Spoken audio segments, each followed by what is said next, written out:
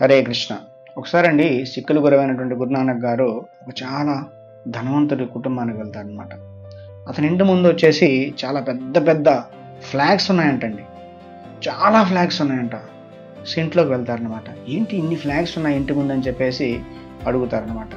అడిగితే పక్కన ఉన్నటువంటి వ్యక్తి చెప్తారనమాట, నా ఓనర్ గారు ఎప్పుడైతే 10,000 గోల్డ్ కాయిన్స్ సంపాదిస్తారో అప్పుడు ఇంటి ముందు ఒక జెండా పాతారండి.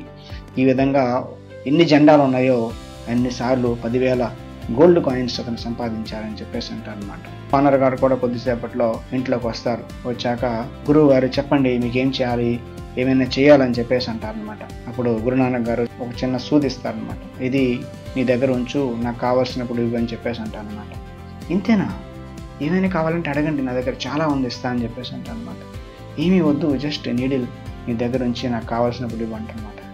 సరే చెప్పండి ఎప్పుడు కావాలి మీకు అంటారనమాట.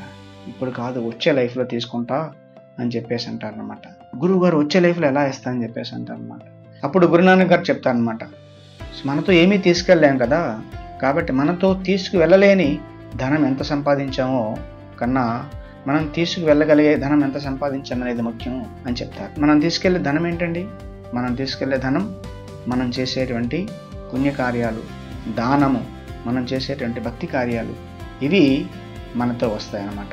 ఈ ధనం ఎంత సంపాదించామనేది ముఖ్యం, కానీ ఇక్కడ వదిలేయాల్సిన ధనం ఎంత సంపాదించినా దానివల్ల అంత ఉపయోగం ఏమీ ఉండదని చెప్తారనమాట. హరే కృష్ణ.